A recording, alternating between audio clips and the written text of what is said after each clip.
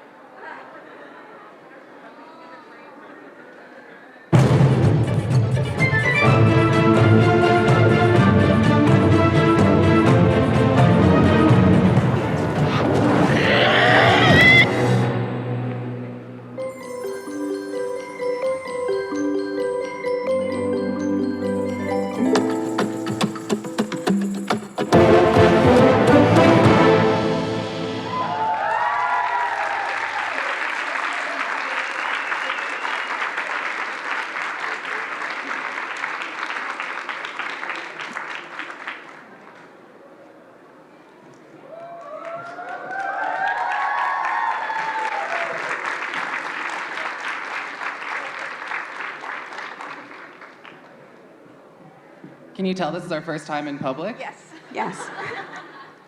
We don't have any practice. None. None. You guys could just pretend we're in a Zoom square. That would be really helpful for all of us. So, to introduce the people to my left, your right, I'm going to start with Niki Lopez, creator of Santiago of the Seas. Thank you so much. It's awesome to be here. And Roxanne Escatel, director of animation, talent, and casting. Hi, everyone. Bienvenidos. Okay, so let's start this conversation first about how you both got to Nickelodeon, how long you've been with Nickelodeon. We'll start there with your own personal stories. Do you want to go first? Yeah, I can start. So I actually started at Nickelodeon 15 years ago. I started as an intern, which at Nickelodeon we call Nickterns. I started as a production assistant. I worked on the show Fairly Odd Parents. I don't know if you've seen it. Yeah. I learned a lot in those 3 months, and then I was able to make that. When I ended it, they offered me a position in casting. I didn't know what casting was. I didn't know that it was a job, a thing. But I've been doing it ever since for 15 years, and I love it. I've been at Nickelodeon for 11 years. I did a little bit at Disney. We'll just put that to the side. But no, animation casting has been amazing. We get to work on all different projects, like Santiago, a current series. We work on streaming movies, pilots, shorts. There's just so much that we get to work on, and it's really, really awesome. So, yeah, that's kind of my quick little update. I sort of had a similar journey. I started at Nick 12 years ago as an intern, and after my internship, I moved on to be a production assistant on Kung Fu Panda: Legends of Awesomeness.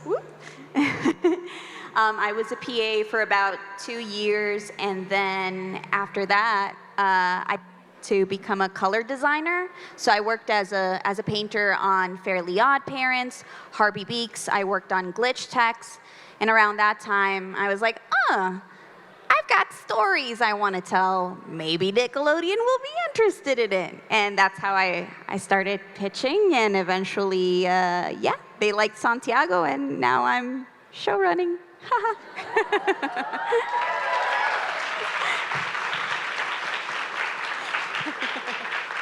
I love both of your stories so much, starting as Nickturns and then growing up at Nickelodeon, and now you're on season 2, which is amazing. And you're doing so many different projects, way too busy. Thank you for coming to Mexico You're for welcome. a couple days. You're welcome. In between.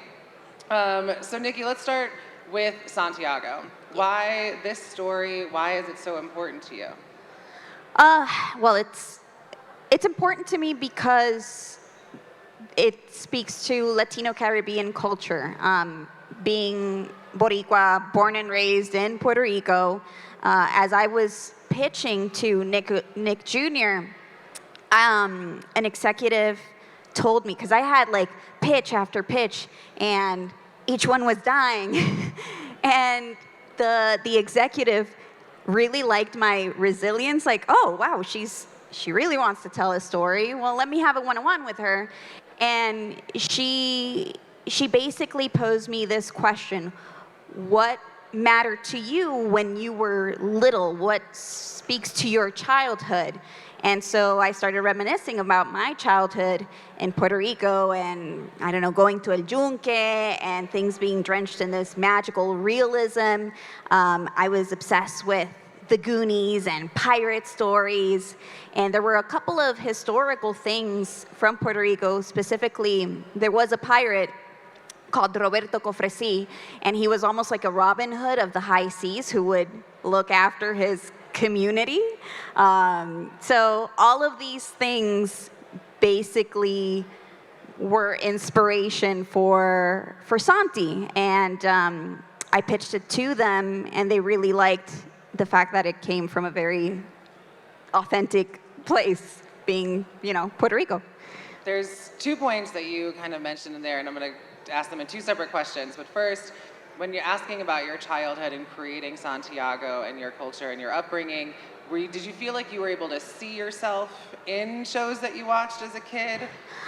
I mean, from a cultural standpoint, no. The first time that I was like, ooh, I'm vibing with that was when I watched Sailor Moon, because I was like, holy cow, girls are badass, we can be the superheroes too. But yeah, but nothing that I would say like, oh, here's a Latino lead, or they are the heroes, and yeah, they're protecting their home, so. And the other part, because I think it's always hugely important for audiences to hear like stories of resilience. And earlier you mentioned something like, don't fall in love with your babies. Yes. Can you speak more about like the process of becoming a showrunner? If you want to pitch and you have ideas, the truth of the matter is that you cannot fall in love with one concept. You have to be ready for things to go away, and maybe they can exist in some form in your next idea, but it's a give and take process. Some things can work and some things don't. The good thing is that those things that don't work do provide a bit of a lesson, like, oh, so that didn't work, but maybe this character trait will, or, oh, this studio is looking for something more in an action adventure direction. Little things like that. You have to be malleable. And actually, I want to weigh in on that part. Sure. Because from the casting perspective, I've worked on probably about 100 different pilots with many different creators, lots of voice actors. Same thing. You can't, on a pilot, as much as you want to put everything that you can, once you do, you just have to kind of let it go. And that's also from an actor perspective. You can't get hung up on it. I've worked on projects where we did the recording and casting in like January, and then by December of that year, it came back out of nowhere. So you have to keep going, you have to keep moving with new ideas, because you just really don't know, and the development process takes so long. Yeah. And things are always changing. They're always changing. There's always new leadership. So it's the truth. It does. And speaking of the casting process, Roxanne, I want to talk about like casting for a show like Santiago or a show like the Casa Grandes, like where culture is so important and so integral to the spirit of the show. How does that start? What does the beginning of the process look like? Yeah, so the beginning of the process is we would do a kickoff meeting where we'd meet with the creator, like Niki. We go through all the characters, what their backgrounds are, culturally, if it's relevant, like because her characters they're based in the island culture of Puerto Rico and in that region. So then you'd go from there and see like, vocal qualities. Is it a little girl who has like a rough and tumble voice, or is it a boy who's more of that hero? And then we would go through, put a breakdown out, and it's, when it comes to shows like Santiago or Casa Grandes, where the root of the show is culturally important, we do our due diligence to make sure that the voices that you hear, they actually reflect the culture that they're representing, because it really matters to us. And she hit it on it earlier, I'm also Latina, and like I had no shows that I could look up to that looked like me or, had my background. So I think it's a really important thing that what we're putting out there reflects people from every different region. And speaking of coming together as the creator and the casting director, any nervousness around that early process, Niki? Like having your, characters cast and then Sure. Roxanne like doing justice to the story and making sure that it's in line? I don't think it was nervousness so much as excitement, because it's awesome to finally have an opportunity to be very respectful, because this is so close to me, respectful of what we're representing and who we are representing. So I don't know, I love that opportunity. We got to work on Santiago in the room together, and it was actually exciting. We'd bring in actresses for this one awesome role. Can we say which one it was? Which one? The witch. Escatel. Yeah. And so Niki was in the room with us, and we're reading these actresses, and we're just having so much fun. So there's really no nervousness as much as it is like a creative collaboration, and we're literally hearing the words come out, and they're bringing the character to life, and she's lighting up like, oh my gosh, that's it, and then Yeah. And the actors that came through, they were so excited too, because finally, like, oh, here's a project that I can talk my language. Exactly. And, there's those nuanced things of the culture that I get to celebrate too and put into this character. So all those little things do matter.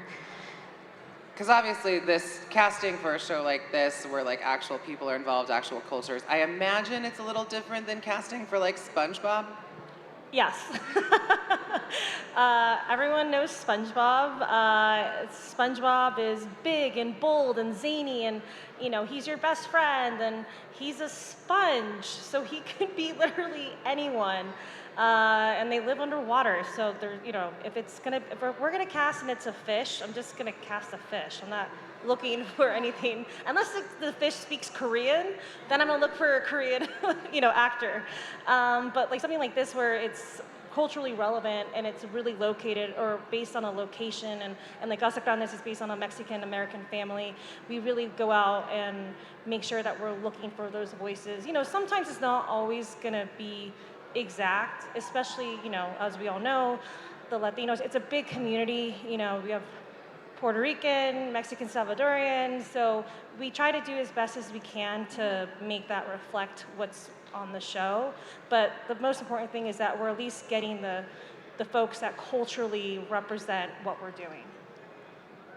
And real quick, we should probably set some context for Santiago, since they've seen this clip, but they might not have seen this show. Do you want to give a quick, synopsis? Sure. Like your inspiration, everything about it?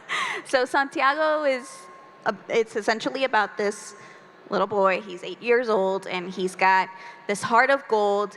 And because he's so kind and he cares about his community, he looks after his community, the island kind of chooses him as the next pirate protector, so he can summon from the ocean this magical ship called El Bravo, and he goes on adventures with his best friend Lorelai, who's a mermaid that can turn into a human girl, and his cousin Tomás, who plays el cuatro, which is a very specific guitar from Puerto Rico. And yeah, and they just go out and about righting wrongs and protecting the island from naughty pirates like Well, Bonnie. real quick, sorry, something really fun is Tomás and his cousin. Oh, they're actual cousins. They're Yeah. actually cousins in real life. Yeah. Yeah. It's so cute. That's called authentic casting. Authentic casting. They have to be related. Yes. Okay, so obviously we live in Hollywood. Shows are made in Hollywood. Hollywood has a tenuous history, stressful, contentious history of people saying, you know, I can tell any story that I want, or acting is about becoming a different person, so can't I play anyone that I want to? Can I act in anything? Do you have any responses, the two of you, to those kind of statements about why it's important to tell your story and why it's important to like have the right people in those roles? Yeah, I think maybe at one point, you know, we have like, you know, I'm not gonna name any shows, but you know, where they would cast maybe the 7-Eleven store clerk as someone who isn't of an Indian descent, and that's just really problematic, especially today where, you know, I think Hollywood is changing, and you have people like us who are now behind the scenes that can have a voice, that can speak up and be like, yeah, that's not okay. And yeah, I think the time has just changed to where people behind the scenes want to see them in front of what that is now. And I just don't think, I just think that that's changed, which is great, because we should have, if it's a Latin actor or character, it should be played by a Latin person. So, but yeah, very important. Yeah, as a storyteller, I think the question shouldn't be, can I tell the story, but more like, should I tell this story? There's certain, depending on the story that you're telling, if you're gonna speak to a culture, there's certain specific things that make that culture. And we all have our own individual experiences. We can't speak for everybody, so that's why it's absolutely crucial that if you want to tell a story that comes from an underrepresented community, whether it's BIPOC community, whether it's LGBTQA, or whether it's from the disabled, or whether it's from the disabled community, you need to bring people that can speak to that perspective. I know definitely being in the LGBTQIA, I got him, plus community, myself, I can really tell when those stories are being told by somebody who's not in that community. I call it, you know, queer stories written by straight people, or gay stories for straight people. Love Simon. I'm gonna name one. The series is good. Yeah. So, but okay, so we're casting difficult characters sometimes. There's difficult searches because we're looking for specific kinds of people, right? We want them to be authentically tied to their role. What do you do in those situations? Like, can you talk about a couple of difficult searches for talent?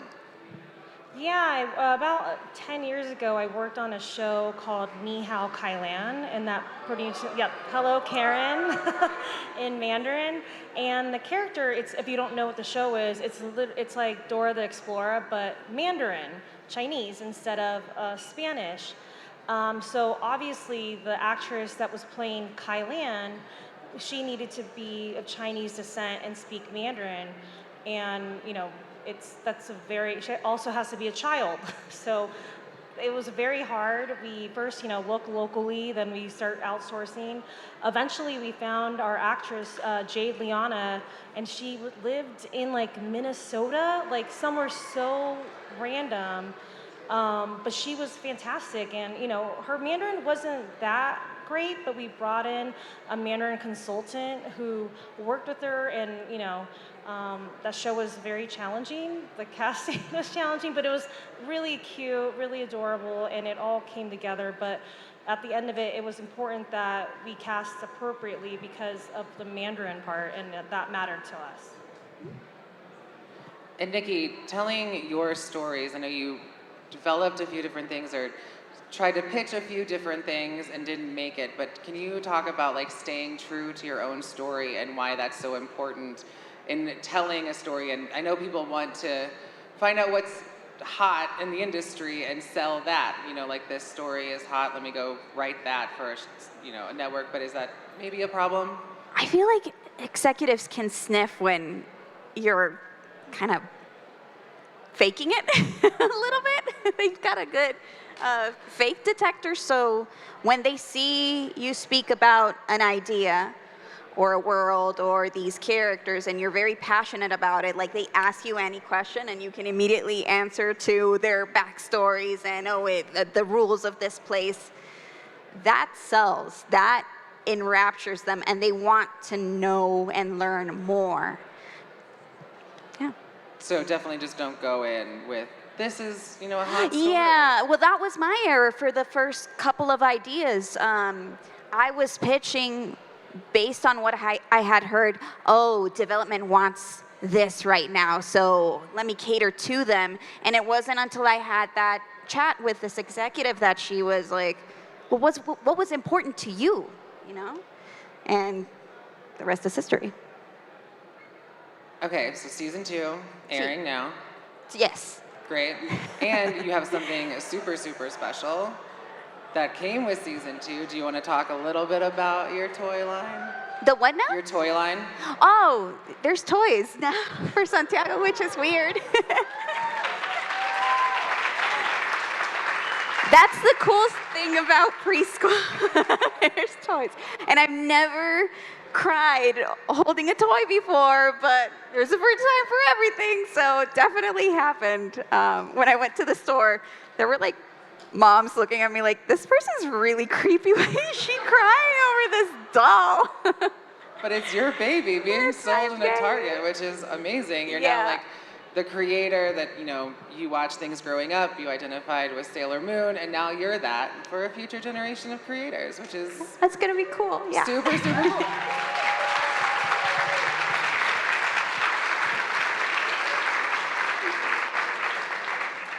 And I want to talk a little bit about like storytelling and definitely like pitching, because pitching is really important. Obviously, a bunch of people have been doing it all day. Everyone wants to do it at some point.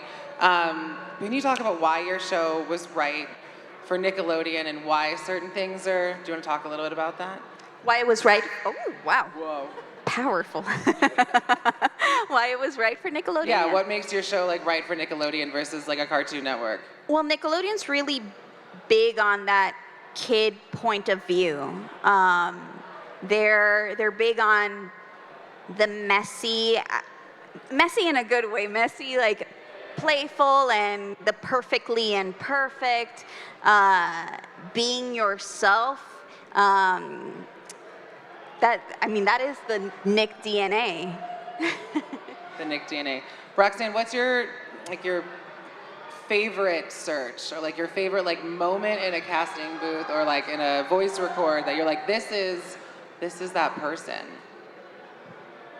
Oof, there's a lot of shows. I don't want to pin one against another.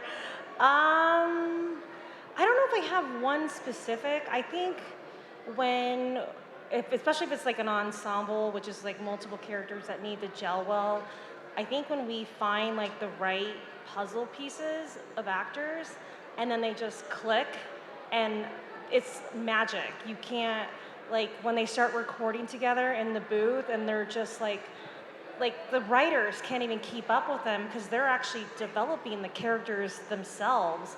I'd say that, like those, it's like lightning bolt. Like you only catch those every so once in a while where the cast is magnetic together. I think you just touched on something really important about like being open to collaboration in your story and really being open to others developing. Do you want to expand on that a little bit? Yeah. Either of you? Do you want to go for it? Sorry, what was the question? You talked about like the writers can't keep up because the actors are starting to develop these characters, which sometimes creators get very tight and close to people and we like, we don't want to let them change or let other people inform it, but collaboration is really important. Yeah. I mean, that's what makes it richer. It's what makes a project universal when you allow that collaboration to happen, because otherwise it's going to be very centered of like, yes, it's important as a creator to have a vision, But when you're working on something that will be accessible to people around the world, it's also crucial and essential that you listen to your crewmates, your cast members, your writers, your artists, and that everybody has a little piece of their soul. That sounds so creepy, but a little piece of their soul into the project to give it some depth. And then from the casting perspective, I mean, I can just tell you, anytime you work on a project where the creator is actually collaborative and listens and takes ideas as much as they have their own ideas, it makes the process so much better, and you actually get to bring your characters more to life because you're open. If you're just too tight on what you think your character should sound like or what they should be, you're probably going to miss out on a lot of great people and things that maybe you didn't know about the character that opens it up. Can I get a time check? I want to leave room for Q&A, but 6:32. We've got like 27 minutes, 28. 28 minutes? Cool. So let's talk a little bit about like longevity of a show, especially with storytelling, because we obviously aim for shows to go as long as they can. So do you want to talk a little about like what keeps you excited as a storyteller? What keeps me excited as a storyteller? I feel like everything. Everything that's happening. I feel that as we progress with every story, we're developing characters further, and that opens up more possibilities for more interesting adventures, you know. And also as we continue moving with more seasons, our team gets more crew members, maybe it's new writers that come through, and then you have new ideas to add. So I don't know, the possibility of change and what that brings is always exciting. Do you want to open up to Q&A? Huh? I want to leave enough room for Q&A. You good to go to audience Yeah, Q&A? yeah. Do you guys want to ask some questions? Cool. I like this part. It's most helpful if you guys ask. Okay, Niki, you get to pick the first one. You have to pick from the audience. Me? You get to pick the first one. Oh, that's a lot of pressure. You? Hi. Hi. Oh, well, first of all, my little niece is a big fan of your show. De verdad? And I'm really happy that you are going to present the second season because I have watched season 1 like 20 times because of her. That's so awesome. But my question is, because this is a kids show, how do you... Puedes preguntarme también en español si gusta. Sí. Como ustedes se sientan más cómodos. Aquí yo entiendo. Si pueden entender. Si pueden entender mi español boricua medio enredado, pues estamos bien. Bueno, como creadora de caricaturas para niños o animación para niños, ¿cómo le haces para que, o bueno, cómo creas el guión o la historia para que los niños se entretengan? Porque yo digo que es muy difícil crear un show animado para niños. Oh my God, que sí que, oh my God. Okay. Es interesante porque, is it okay if I go on in Spanish? I'm the only one who Asking doesn't really permission. understand it. It's my fault. Mira, fue bien interesante porque la primera temporada de Santiago, al ser la primera temporada, estábamos como que tratando de find our legs, right? Hicimos mucho testing. So, presentábamos los animatics y teníamos un bonche de nenes chiquitos y le poníamos como que puzzles y juguetes y tenían eso o ver el show. Y así más o menos nosotros averiguamos, that pattern is working to get the little kids' attention. They love those magic moments. They love it when Lorelai turns into a mermaid and she's using her magical powers, or Santiago's on the ship. Little stuff like that, that's how we found our formula. And now for second season, yes, we have that knowledge. But as we go through every script, con cada guión, sí tenemos un consultant que ella se socializa con los nenes chiquitos, qué funciona con ellos, qué no, y pues así ajustamos. De nuevo, especialmente con contenido así de bridge y preescolar, bridge siendo un término que se usa cuando es el in-between the preschool content and then 6 to 11, y Santiago falls in that bridge space. Pues, con ese tipo de colaboración, we finesse the episodes a little bit to make it work. Hopefully, it's working. Ay, gracias. Mira, qué lindo lo que dijiste, me dio escalofrío. Oh, I get to pick the people? Oh, because I don't get to participate because I can't speak Spanish very well? I'm gonna go with you in the mask. Yeah.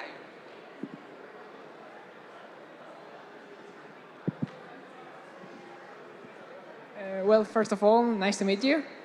And well, I want to say that I'm a big fan of voice actors and the lengths they can get to some of the characters, to how they can become the character.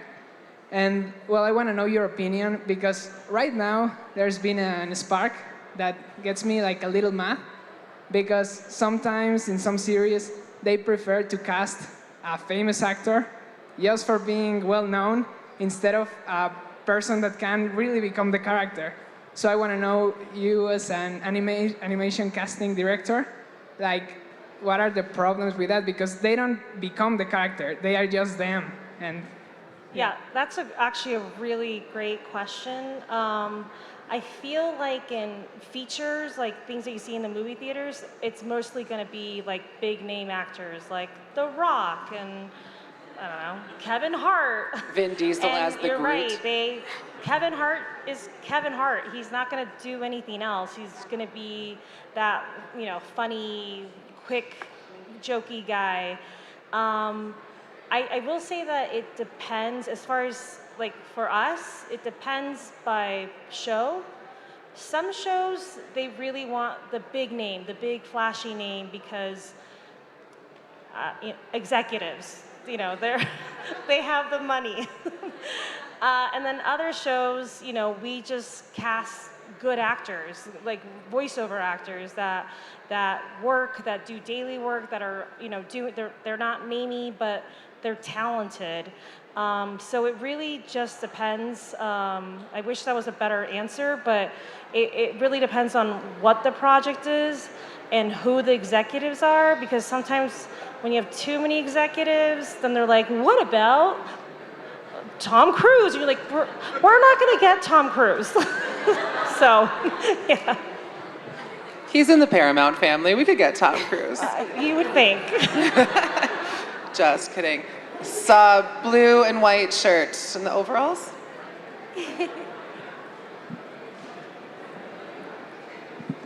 Hola. Bueno, te voy a preguntar en español.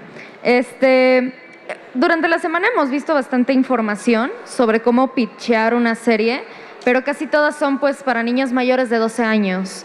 Entonces, ¿cuál es la diferencia o cuál es lo importante en un pitch para preescolares? Una frase que usan mucho en development para preescolar es el play pattern, lo cual significa cuál es el patrón del show que cuando los niños chiquitos lo están viendo, ellos lo pueden repetir en casa. En el caso de Santiago, pues Santiago tiene su brújula, que le dice a dónde ir, y pues los niños pueden imitar las acciones que él hace, y con el bote, él dice, bravo, adelante. Son esas cositas que ellos lo pueden repetir y se vuelve como que sticky, catchy.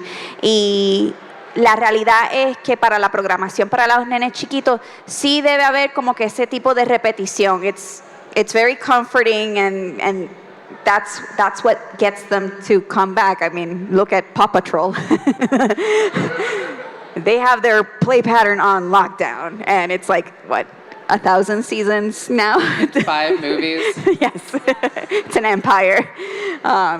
Pero sí, eso, para mí, eso es una diferencia huge entre preescolar y lo que se conoce como que the big kids, 6 to 11 plus.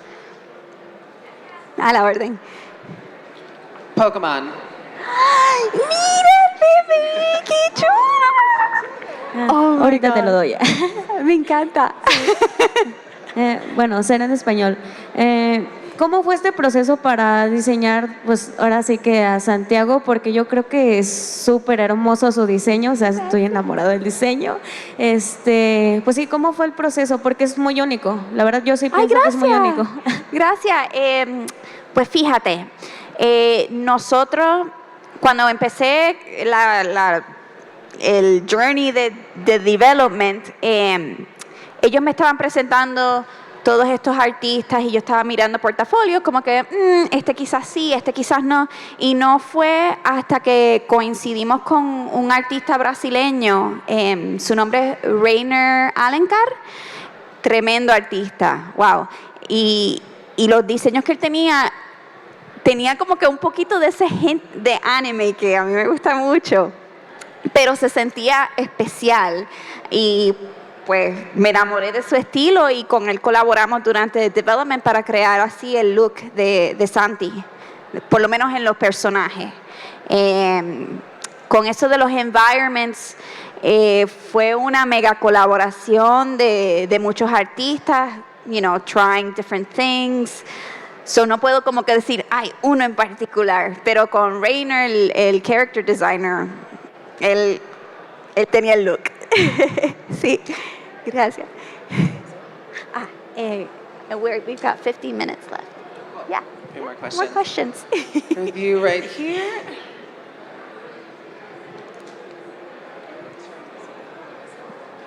Well, first of all, thanks for the talk. It was really interesting. I really like it.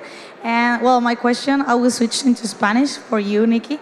La verdad es que, al igual que la chica que preguntó hace un momento, yo tengo un hermano pequeño que ama las caricaturas y siempre estoy pensando cómo me gustaría enseñarle algo relacionado, o sea, hacer una caricatura para niños, me encanta. Entonces, quería preguntarte como el mejor consejo que me puedes llegar a dar, o a nosotros que nos puedes llegar a dar, para hacer un pitch fenomenal con relación a toda la parte de niños. ¿Cuál sería el mejor consejo que nos puedes llegar a dar con esta parte? Específicamente. Ok, depende, yo soy obsesiva con research. So depende en realidad a qué estudio tú vas a hacer el pitch. Si, por ejemplo, si quieres hacer un pitch para un lugar como Nickelodeon, piensa 2 veces antes de crear un show de que tome lugar like underwater or at sea, porque tenemos Bumble Guppies, está Santiago, está SpongeBob, está Baby Shark. So you want to try to find where the void is, what a studio might be missing when you're creating a pitch, porque that's your entryway, ¿me entiendes?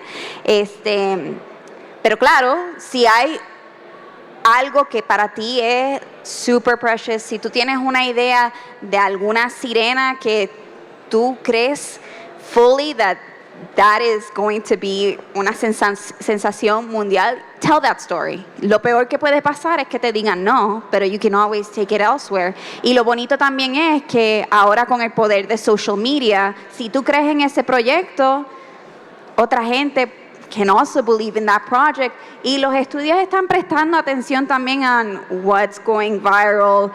There's like a lot of indie projects out there that studios are like, oh, maybe they would like it to exist in this platform. So, si un estudio te dice no, that's not the final no. There's always a way, okay. Honestamente. Thank you so much. Claro, a la orden. Spanish. I'm going to ask you a follow-up question because I got some of that. Thank you. But we often, like, people want to tell these, like, super, super unique stories. And they think that their idea is unique. And I just want to, like, caveat something that we say all the time when we go out is that there are no new stories. That's true. There are only new takes on stories. So if you're trying to come up with something that is the most out there, never before done, it's probably not going to be done, or it's probably been done. There's just new takes on different stories. Exactly. So I think that's a really important like takeaway. that we say all the time because everyone's like, I've got something you've never seen before. No, that's not true. Exacto. It's true. I'm gonna go over here because I feel like I've been missing this side. Hi. Okay. Good evening and welcome to Guadalajara, first of all. And I have a question about like cultural appropriation and appreciation due to the question of like searching the perfect cast and that has the same experiences as the story. So one, as a creator of a story, if we want to talk about other culture or other life circumstances that are not our own, first of all, can we do that, or do we just have to stick with the things we know? And second of all, if we can do it, what is the correct way, or like the things we can do to do it correctly and do it respectfully to the culture that we are talking about? So I want to know your opinions about that topic. Of course.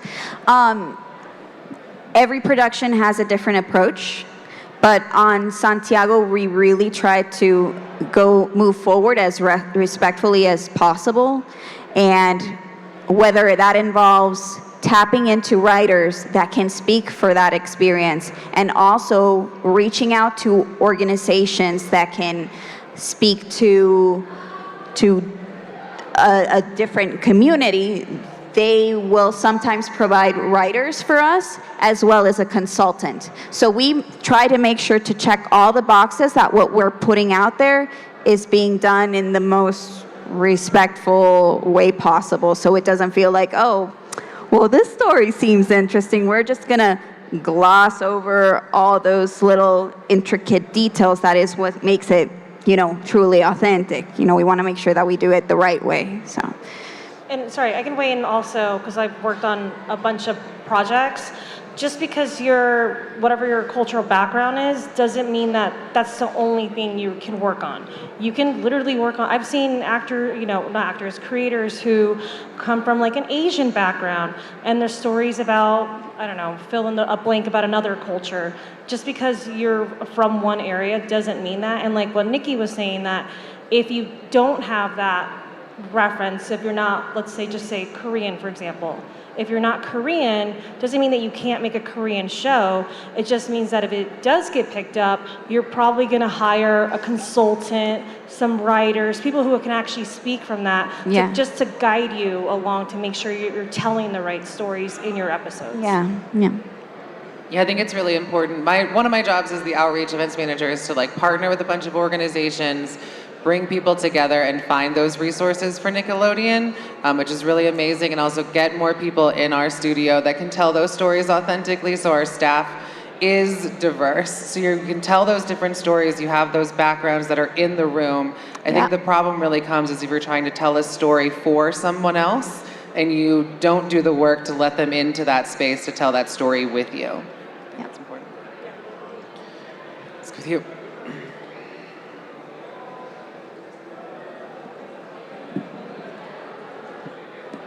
Hi, Niki. I got a question for you.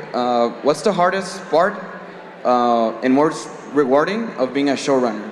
Ooh. Aside from making your show. The hardest part, there's not enough hours in the day to do all the things. First season had a lot of big lessons for me.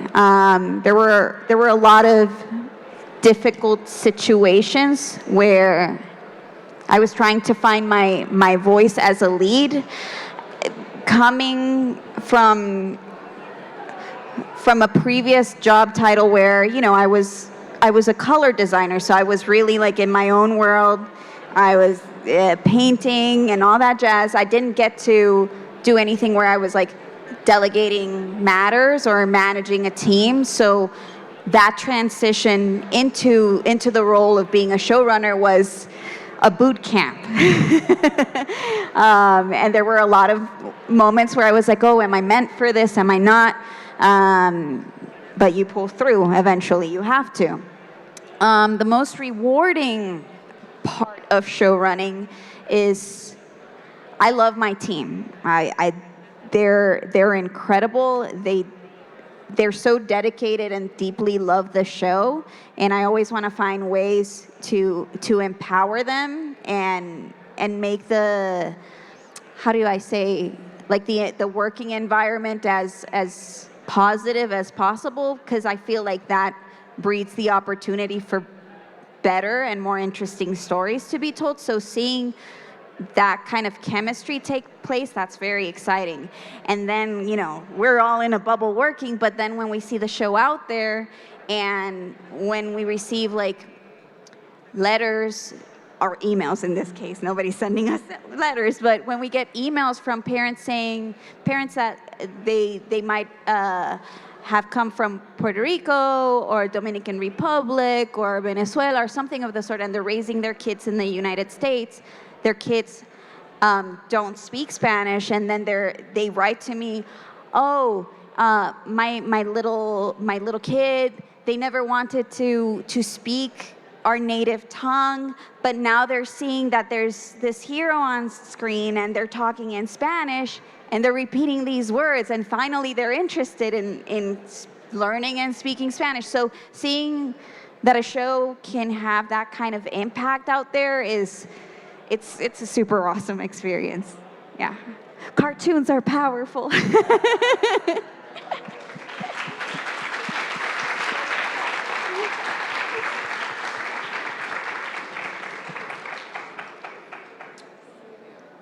My fellow blonde.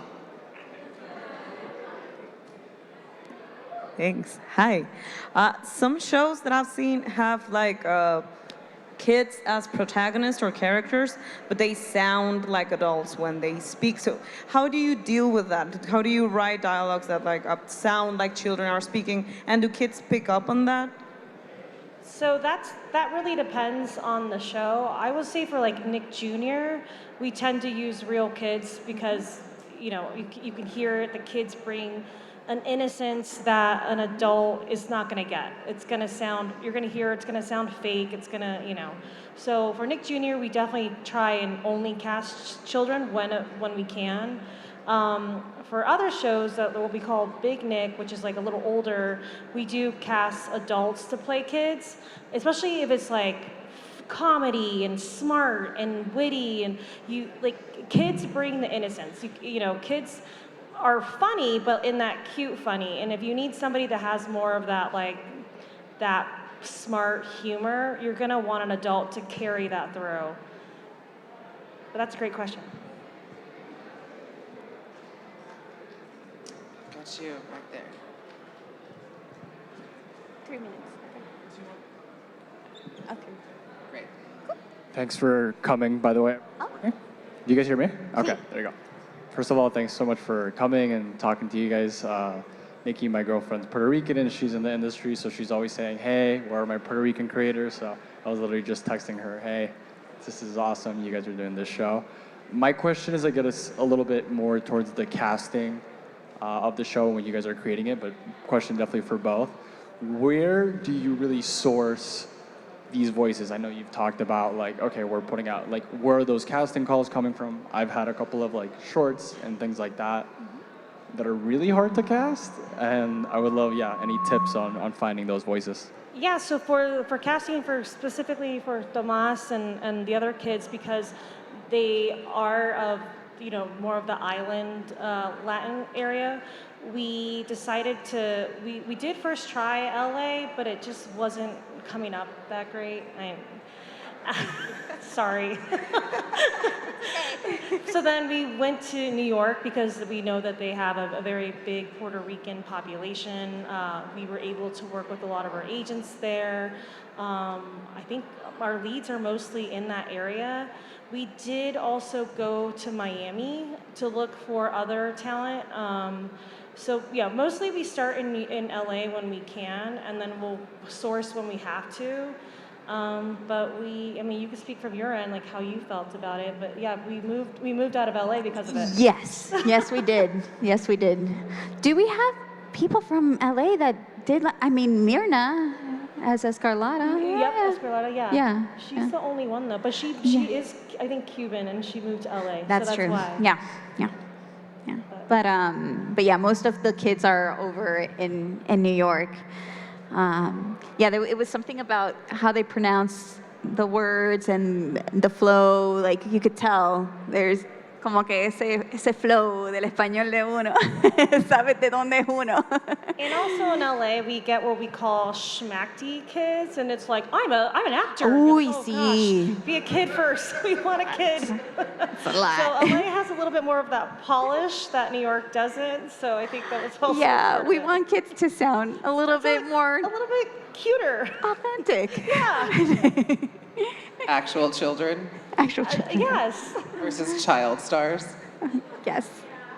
All right, we've got time for one more, and then after this one, Niki will be signing posters for Santiago the Seas, so please come find her after this talk. Okay, who gets to do the last one? Oh my God, this is way too much pressure. I don't like it. Do you want to pick? No, you can pick. I don't Well, like. they're all pointing over here. There's like 5 people pointing to one person. Oh, Okay, we're gonna go to one that person. That was a lot of hands per person. Per question. Oh, do you hear me? Sí. Okay. So earlier you were talking, Niki, about not falling in love with your projects as much. So I wanted to ask, from what year did you start like pitching, and how many pitches did you did until Santiago was picked up? I started pitching in 2015, and let's see, I pitched Santiago November 2016, and in between that, there were like 4 additional pitch Bibles that I created prior to Santi happening, but like 2 of them I spent way too much time overworking it, really. So by the time that I pitched, it's like, oh, we already found something that's a little bit more robot themed, for example. So you have to kind of act quick. And that kind of lesson, I took it over to Santiago. With Santi, I honestly used all of my sick days, all of my vacation days. I flew to Puerto Rico to put myself like, okay, I'm gonna like write this out. I'm gonna put it all together, and let's see, it was about 3 weeks from writing it to doing sketch to sending it to the executives. So by Thanksgiving 2016, I sent it to the executive, and December 16, 2016, they told me to come to the 5th floor. That's where all the executives are, in case you are at the Nickelodeon studio someday. And they said that they wanted to take it to development. So, yeah, it was a journey. The call from the 5th floor. On the 5th floor. Some fun facts. I love it.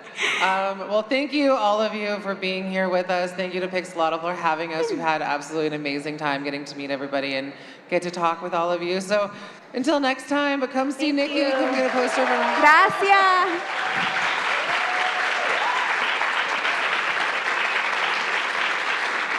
Thank you so much, Nickelodeon. Thank you so much. And just so everyone knows, the signings will be by the elevators near the Starbucks. So please join us if you want to speak with Niki and have a chance. Also, that's the right